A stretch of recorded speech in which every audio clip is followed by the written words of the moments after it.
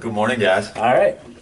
So how have things been going? You've been in office for about a month now, so tell us how you've changed the economy and saved the world within that short period of time. We all want to know. It's been absolutely nuts. I'll tell you what, being mayor of this great city is one of the best jobs I've ever had. I don't say the best because I do love my job with the Army, but it's fantastic. I love the people of Salisbury, and I love working in Salisbury, and I love getting up every single day and getting dressed and working for them. So I'll tell you what I've been focused on. Number one is focusing on the inside out. You know, we've got 425 people that, like me, get dressed every single day and go to work for the city of Salisbury, paid for by the taxpayers in our community. And I have felt for a long time, and I think they have felt for a long time, that morale is not what it should be. Customer service suffers after that. And then, you know, our entire economy suffers after that, because you got to think, if the people who are serving you, whether it's, you know, police department, fire department, public works, neighborhood services, economic development, community development, if they're not happy to come to work every single day, then you better believe that what you're getting as a customer, you know, as a citizen, whatever you need from the city, it's not going to be the best service. Right. So I'm working on boosting their morale and also listening to them and just figuring out what in the world can we do better than the way we've done it. Absolutely. You know, by the way, what's going well that you don't want me to screw up? You also have a new council that came in right at the same time that you came in. How, obviously that's a group of individuals with their own different mindsets. How do you keep them as a cohesive unit, get your hand in there and kind of keep everyone on the same page? Sure. Well, look, I recognize that, you know, we've got Salisbury University students listening today, but we might also have people around the community listening. But you know, to a Salisbury University student, each individual council member may not, you know, you may not understand them individually, you know, because you're here, you're focused on your studies. Some of you are here for only 4 years. But let me do this. Let me say that, you know, it's not just a body. It is individuals. You know, you said it. It's 5 unique individuals. And there's the former mayor in there too, right? And the former mayor is one of them. Yeah. That's right. He didn't run for mayor, and he went back to the council. And he's a former councilman too. He was a councilman in the 90s. So you think about that, and I've got Jim Ironton, former mayor, who's focused on our neighborhoods, you know, cares about downtown and the river. You know, I've got Laura Mitchell, who's the council vice president. Laura is, you know, really looking out for the people. I mean, she is very focused on, you know, renters in this community, very focused on economic development, trying to help make us a smart growth community. I've got Councilwoman April Jackson. You know, she is very concerned about social justice. She's concerned about our, you know, ensuring police community relations are the best that they can be. Wants to see equitable economic development, make sure it gets, you know, to every corner of the community, and that we lift people from poverty. Councilman Muir Boda is absolutely focused on government efficiency and economic development. He's got a lot of interests as well, public safety being a major one. He works, he's an asset protection manager at Walmart North, so I mean, he sees firsthand, really, I mean, and frankly, Walmart North, I mean, a big source of our Part 1 crime in the community, and not source so much as victim.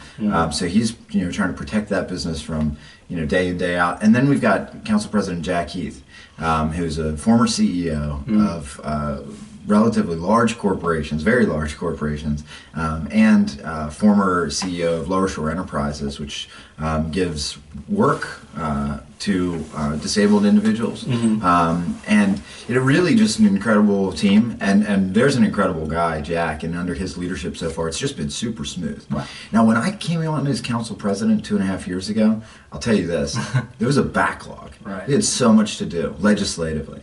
There's not so much that the legislature needs to act on right now in terms of getting things fixed. We've got a lot of things on my side of the house, on the management side, and things, some of those things that will have to go before council, but a lot of things on the management side of the house that need to get fixed. Wow. On the legislative side, they're going to be a little less busy than they were a couple years ago when I was on. You brought up police relations. Yeah. In the news, we have these cameras, right? So tell us about these cameras. How many we got? How much they cost? All the body cameras. All the body cameras. Yep. The body cameras. Okay, because I didn't know if you were bringing up the cameras. There's another more story. Cameras. Well, there's a story Getting from followed Cambridge. everywhere. Right, exactly. It's a surveillance society.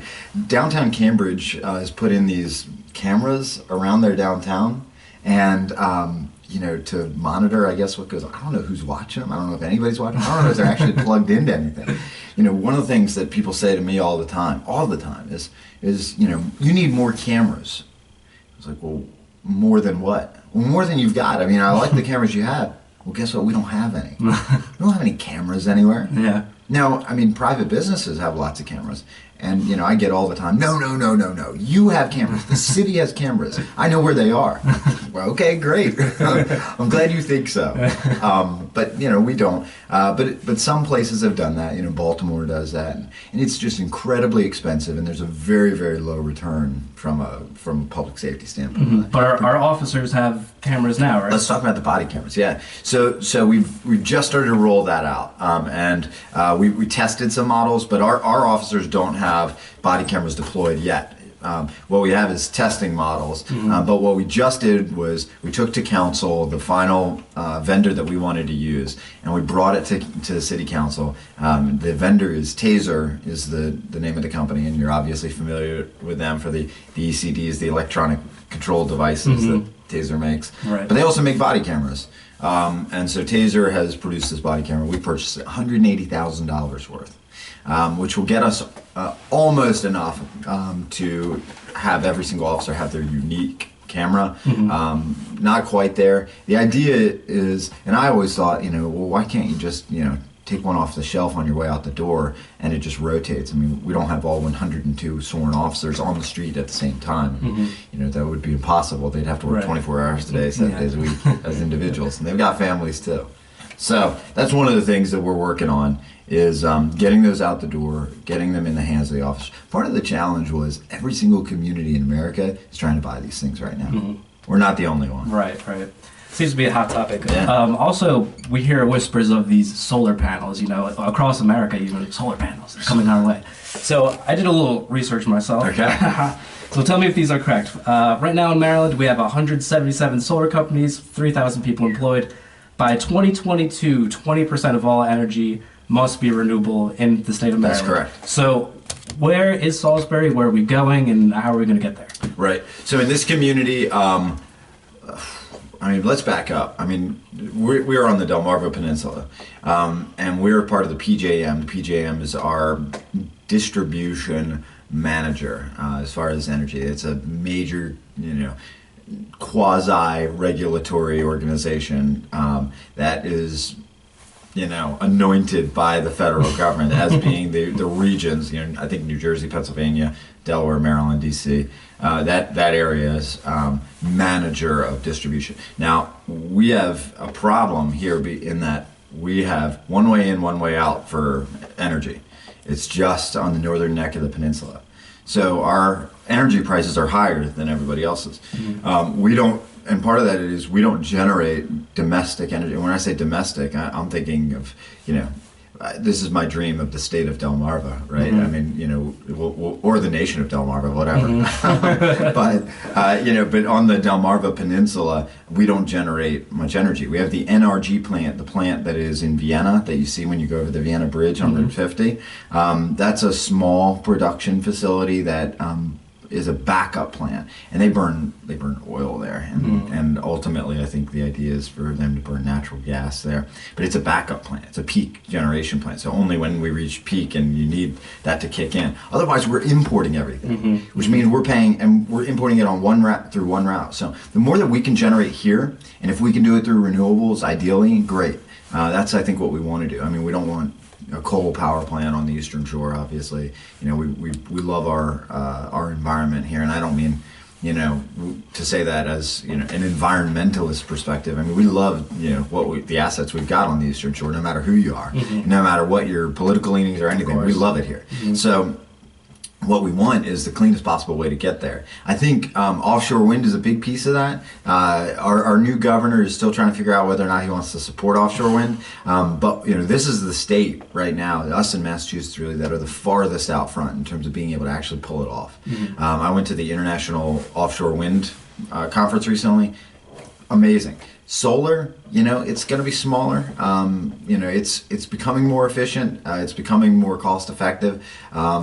Is it going to be the big answer? Probably not. We've got the city of Salisbury has a project right now, a power purchase agreement to develop a solar field, and it's actually in Worcester County, but it's our solar field, City of Salisbury solar field, and it will provide 14% of our power that the city uses. And I want to do more projects. That's by when? That's the contract has already been signed, so construction may have started. I'm not sure, but the idea is within the next few months get that online. I want to see more projects like that, and I want to see wind projects like that. Small scale wind that provide the city with our power. I'd love to get 100% of our power locally and from renewables. Sounds great. Anything to add, or? Plenty. I've been sitting in the shadows listening to Bittman do his thing. He really prepared for this interview. He has about 26 notes for this, different questions. So I don't know if we're going to get to all of them. We only got a little bit of time today with Jake. We're just catching up with them. But I guess my biggest question would be, you came in here 1 month ago, and we talked to you about all the things you were going to do with, the town as you became mayor. And now it's 1 month later. What is one thing that you think you've gotten started on? What's one thing that you may have broke ground on that you are really proud of in your first month? Like I said, I'm focused on the management side of things right now. I'm trying to make things better, but one of the things that I guess is really important, and I want people to recognize, is that we have talked for a long time about the skate park in this community. The city council, before I was on it, refused to accept the state funding for it. When I was on the council, we broke that logjam. We moved it forward, and this Saturday, December 19th, we're actually going to open the skate park. Man, remember last week when I said that you're my 8th grade self's favorite mayor ever? Or not last week, last month. Yeah. Wow. Because that just tipped it over the edge. There you go. That's crazy. Excellent. That's awesome. Skateboarding is a sport. And somewhere along the lines, people made it into a crime. They made it into a act of delinquency, an act of vandalism just by being on a skateboard, because quote unquote they slide down the rails and they mess up our railings. It's like, what skateboarders are doing that in this town? Were you a skater as a kid? Is that? Oh, I tried. It was terrible. I think everybody tried. I don't know if I could ever even do a kickflip or an ollie or anything like that. No. So I might have fallen into that category of poser, because I could not do it. I was a poser. I'll say it right here. I was a poser. I couldn't skate, but I had the skate apparel, Oh, of course. Skate shoes. Airwalks. That's always cool, but I liked to skate. I always wish I could, but maybe if I had a skate park in my town, I would have been able to make that dream happen. It's not bad. If you go down, and I say not bad, it seems pretty amazing actually. If you go down, and the skaters in the community designed it. They worked with the design firm to skate park committee, which is made up of people who skate. Yeah, as they should. If they're gonna skate it, they should get to pick it out. Yeah. So is it like a actual skate park with vert ramps and things like that, or does it have more of like the street plaza look to it? Okay, so phase 1 is done, and phase 1 is significant. It's probably maybe 75 yards long, almost a football field long. It's got a number of features. There's definitely some railing pieces. There's kind of a couple like little ramps that you can, I don't know what they're called, but a couple of little ramps that you can go up on, and then there's a couple of kind of plateau areas, and I've seen them do some tricks up onto that. Then there's a huge bowl, like a very deep swimming pool bowl. So that has been the most entertaining when I go over there and just stand on the edge. And by the way, I went over there last Sunday, and I just pulled up on a Sunday just to see how the construction was going. And it's not open yet. It's open Saturday, and we have failed miserably at keeping people off of it. So people are actually using it. There were 18 cars. There were 40 people. Not all of them were skaters. There were a couple folks videotaping, a couple people selling skateboard art. It's just a cool thing. That is cool, and that goes right along with like the art the artisan community that you kind of want to create. Like, I mean, you know, you got to bring all the pieces to the table, you know, because you don't want to leave anybody out who represents a key part of the artistic community. And skateboarding as a subculture, tremendously artistic community. Like you said, vendors will come, they'll sell art, they'll sell t-shirts, they'll sell decks, you know, they'll sell things like that around the area, and then that can become kind of like its own little hub. Yeah. You know? So it's important to engage the artisan community there, and I think the other thing is to recognize that, you know, a lot of kids who find themselves in trouble talk about being bored. And so if we want to do things to help people be productive members of society, and if you want local government to be a part of the solution, here's a great way. State gave us money. We didn't spend money on it. State gave us money to build a skate park. We built a skate park. Now the kids are using it. Don't complain about it. That's what it comes down to for me. Take your skate park, shut up. Hey, I didn't say it that way, but yeah. It's like in Key and Peele when you have the special translator for the president, the anger translator. So me and Bittman sometimes have to be I take you guys everywhere. The real translator for Jake. So what else you got on that list there, Bit? You know, I got some real personal questions. Is it true that you wrote letters to President Bush at a time, or is that like a George Washington chopping down the cherry tree? No, I really did. I remember it very well. So when I was 7 years old, I wrote a letter to George Herbert Walker Bush on the eve of his election, and what was that, 88? On the eve of his election, and I remember writing that letter and mailing it off, and I remember about a month later getting, you know, a letter back, and so I started writing again, and, you know, I mean, I'm sure it's auto pen and typed up by some intern's is typing those things up, but, you know, I did it like 4 or 5 times, and eventually I got a couple pictures of him and Barb in their Kennebunkport, house, and a picture with a horse, a picture of the two of them with a horse. I don't know what that was about, but yeah, I remember that very well. I used to have those things pinned on my board and in my room as a kid. And, so the myth is true. I was a nerd. That's awesome. That's awesome to know. I mean, you want, like, you see people who like get older and they get like adult jobs, like you're a mayor, but to know that you used to like admire, like as a little kid admires like professional athletes, you admire professional politicians. That's cool to know, because you want to see that conclusion fulfilled. Like now you are the mayor, and like you dreamt of like meeting politicians as a kid. That's great.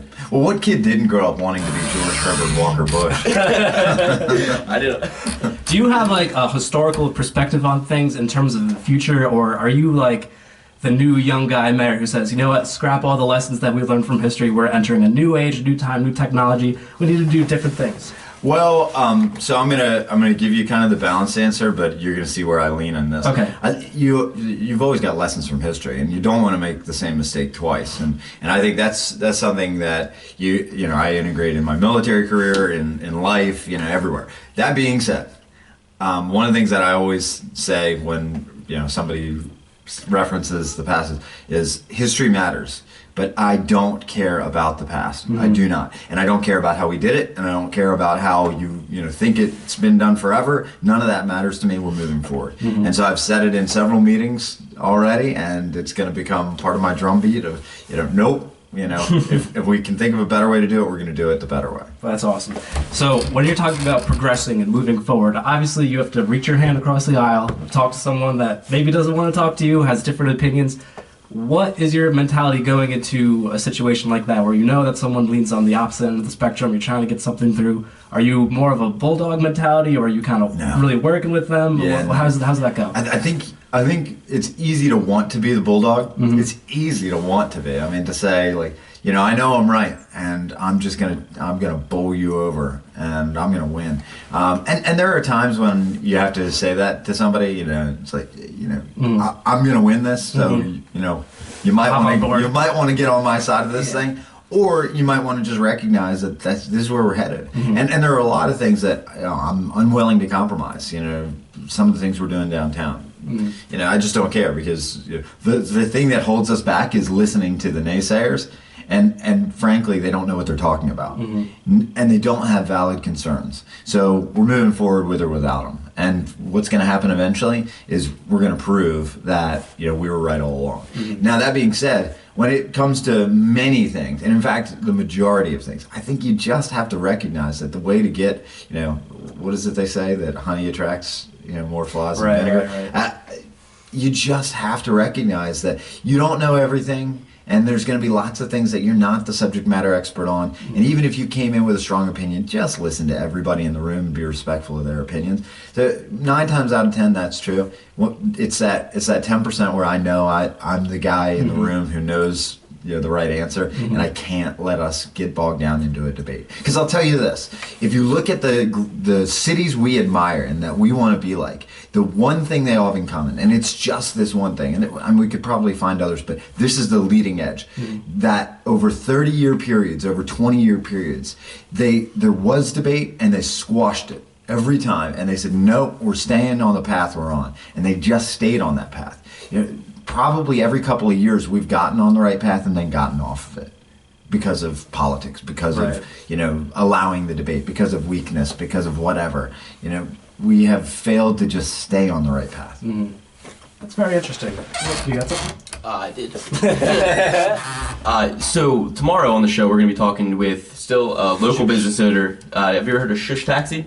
Shush Taxi? No, I haven't. They live where Bittman lives on Florida Avenue in Salisbury, and it's like right by the Wawa, near Ohio, and Shush they operate right across the street from us. But we have a long history with Shush Taxi, we've called them many times, and we know the owner. He's given us many rides, and so just talking about taxis specifically and Uber, what do you see as the future of Salisbury for that? Because you see a lot of Ubers popping up nowadays. Yeah. And you see in bigger cities and bigger economies, taxi owners fighting this wave of Uber that's rising up. What do you think Salisbury's steps are going to be to take, its own regulatory body? Because you have to get a license to have a taxi in Salisbury, I'm sure, right? Yeah. So what's the difference between being an Uber driver in the city of Salisbury and being a taxi cab driver? Well, we've talked about it, and I think we're going to end up regulating Uber similarly. Okay. I mean, they're going to have to, pay a license fee and do the same sort of thing. But other than having to kind of abide by the same rules, it's a disruptor in the marketplace, which is always a great thing. I mean, that's always a good thing. Yeah. And it changes pricing, it changes levels of service, it changes styles of service. It may change the players in the market. Some people may have to get out of the market. It's gonna disrupt, and that's okay. I think it's a perfectly fine thing. So I have no problem with Uber at all. I think the key is going to be ensuring that that everyone is playing with the same regulatory playing field. I mean, you can have a competitive advantage and put other people at a competitive disadvantage, and I think Uber does that by using an app that everybody's familiar with, and that's fine. What you can't do is lean on the government to give you a competitive advantage. So that's something we're going to be looking to fix, and a lot of places are dealing with that. So one more thing about that. So let's fast forward 10, 15 years down the line. Yeah. Do you think that these Uber drivers that are now so unabashedly unafraid to attack cab drivers and say, well, if you wanted to be a cab driver, you should have had a better cab, and you should have, given me the auxiliary cord and some mints when I got in the cab, and had an app, and had, the Uber drivers are notoriously, they don't care about the plight of the cab driver, right? They don't care about, the protests that the cab drivers all put up against Uber. They're like, and the public too. The public's like, get real. We all know that cabs are horrible. I went to New York 2 weekends ago, and the cab ride I took was horrible. The Uber ride I took was awesome. It's that simple. So, but that being said, 10 years from now, when cars drive themselves, if we're heading down that path, Google comes out with a self-driving car, and that becomes a norm, right? And then you can have a Zipcar or some other new brand of delivery service come pick you up at your house, and there's no human being. And we've cut that whole expense out of the whole model. So do you think Uber drivers then will be as sympathetic as they are, or maybe more sympathetic to the plight of the cab driver? Because to me, it seems like, you had the cab driver was Blockbuster, the Uber is Redbox, but Netflix is on the way. Exactly. That's I think the point, that 10, 15 years from now, we're going to be sitting here talking about the plight of the Uber driver. Yeah. You know what I mean? Yeah. You're going to be asking me, because I'm going to be gray-haired, and you're going to still look young. And you'll be a governor, and we'll be on an actual paying radio show. I like that. I mean, that's evolution, great. Hopefully. So I just think we're going to be talking about the plight of the Uber driver, and we're all going to be wondering, what should we do to make sure that the Uber drivers don't go out of business? And that can't be government's conversation. I mean, I think it's got to be, a competitive marketplace is okay. So moving forward with this idea of a meritocracy, moving forward with the idea of letting the public institute the value of that. So where does that come into play when you have these new regulatory arbiters of what is appropriate, especially in our setting, which is, and thank God we're leaving, but we're graduating we graduate on Saturday, and we feel behind us this wave of political correctness that is arising in the university system that I believe is a detriment to conversation, a detriment to growth, and it's what people are calling nowadays the regressive left.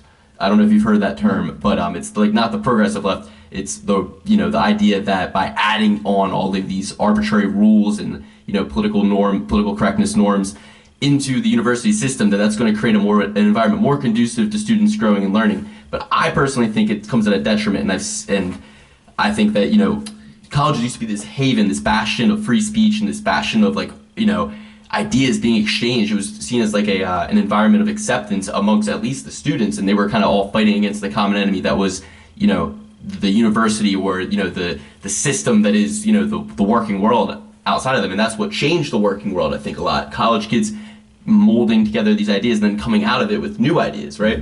But now it seems like the ideas are being reinforced by this arbitrary model of political correctness. And I just wonder how jobs like that, where we have people coming into the university and now they're looking for things like racism, things like sexism, things like transgender inequality issues, and when you start looking for it and it becomes your sole mission, when your only tool is a hammer, everything looks like a nail, I think.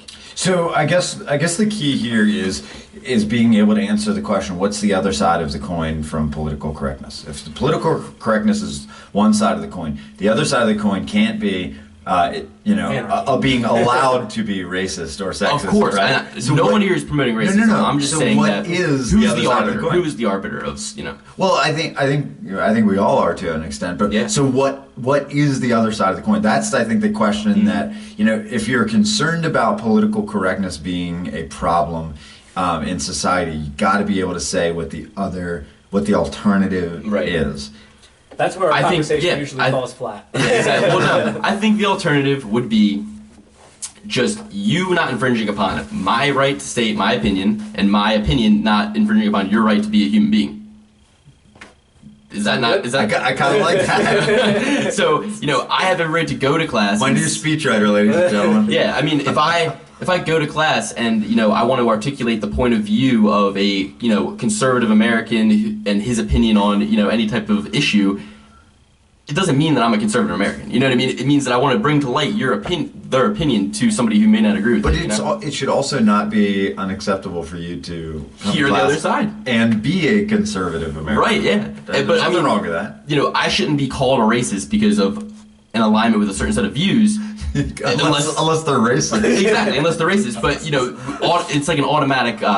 It's an automatic identification of if you are pro this, you're pro that. Right. You know what I mean? Yes. Now that's true. But the problem with that, the reason why that exists is because if you have somebody like, and I'm going to use him just because he was all over TV last night, and because he's all over TV everywhere, and you know who I'm going to say already. Oh, you got somebody like Donald Trump. You must not be named Donald Trump. Who says we got a problem with political correctness, and I want to be able to say we shouldn't have any Muslims in this country. Yeah. Then if you're saying we have a problem with political correctness in this country, people assume that the rest of that sentence is the same end of that sentence that Donald Trump. Exactly, and it's simply not. And that's an important distinction to make. I think Trump is the bubble that bubbles up out of the frustration by people like me, but he kind of doesn't represent us. You know what I mean? He takes it too far. He's like there's a certain point where the Trump elevator stops, and I'm like, yes, and then he keeps going, and I'm like, no, where are you going? Stop. Understood. Yeah, I think it's just about the rest of the sentence. You got to be able to say, and I don't want to go to that place with it, and communicate that to as many people as possible. Because I think you're onto something, that we ought to be sure that people feel comfortable in this country having civilized discourse, and it's not something we've really had in a long time. Be able to have civilized discourse and be able to offer completely different opinions and respect that, and have a comfortable conversation in this country about things like race. I mean, frankly, I wish we weren't talking about race. I wish we were, focused on bigger issues like poverty. And, unfortunately, there are some very real issues related to race, such as, there are some places where, institutional racism exists, and it exists among the police ranks, and it really affects people's lives. But there are other parts of this country, or other places within the same communities, where it's not about race at all, and it's simply about behavior, and it's simply about, you know, the things that we all expect from each other and respect. And unfortunately, those things are mixed simultaneously. You know, they're happening in the same places at the same time, so we're all, you know, everybody's at a loss for how to clarify these things. We're certainly at a loss for leadership in this country. I think we are hungry for somebody to clear and part the clouds and say, you know, through the fog, here's the light, and this is where we're going, and this is the problem we have, and this is how I'm going to fix it. Well, one place you could talk about discourse and problems and whatnot would be your office hours. Are you insane? You have office hours as the mayor? Do you know what you're opening up for yourself?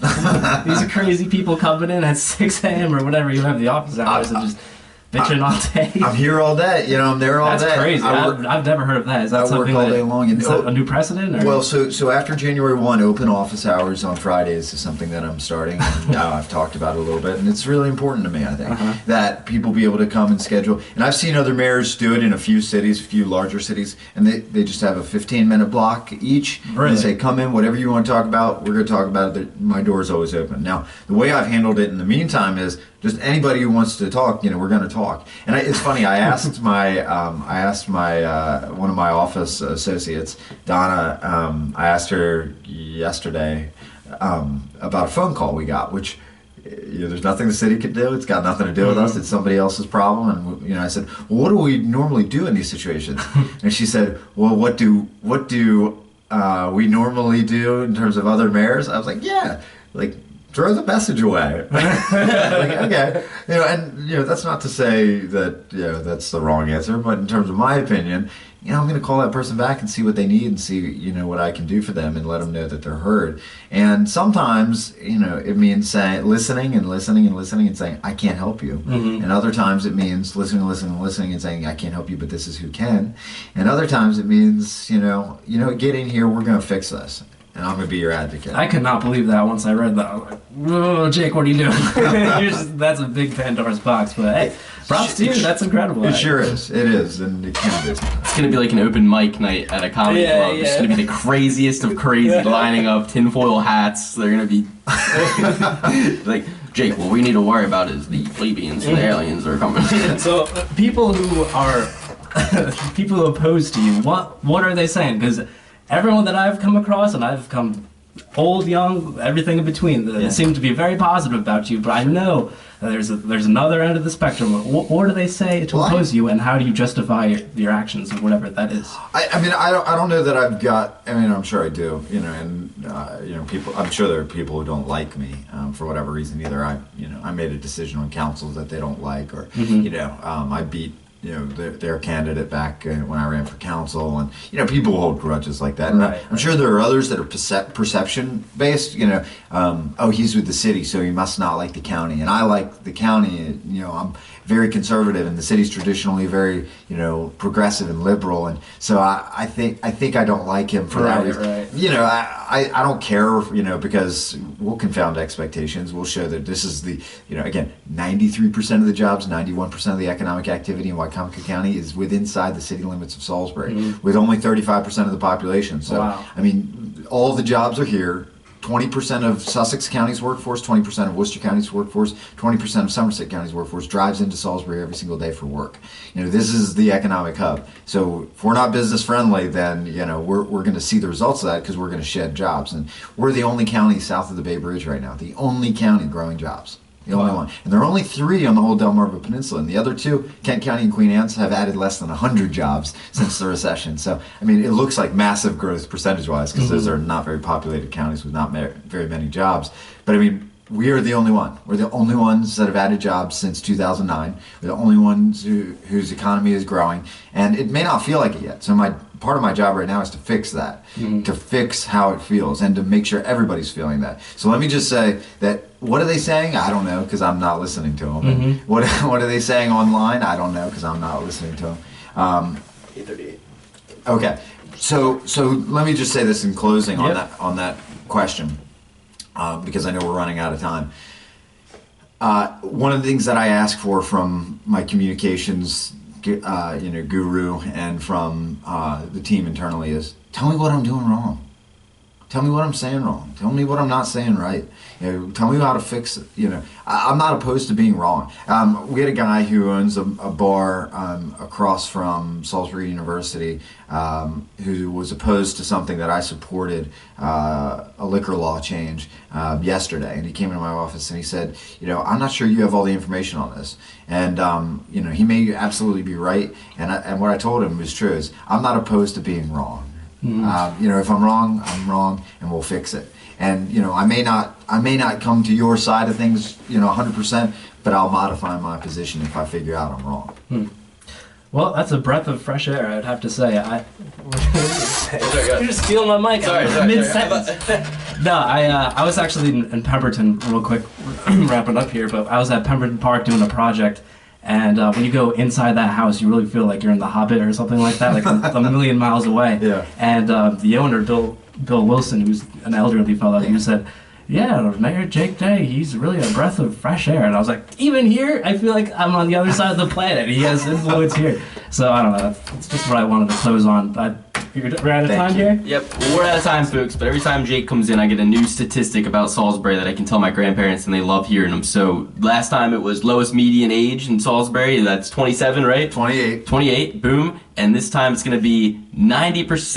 93%. 93% of the economic activity happens inside Salisbury. Love that money. 91% of the economic 35%. activity, 93% of the jobs. Well, Mayor Jake Day, thank you so much for coming on the show. We really appreciate it. Thanks, guys. And yeah, that's a wrap. I enjoy it. We'll see you guys tomorrow. See you tomorrow.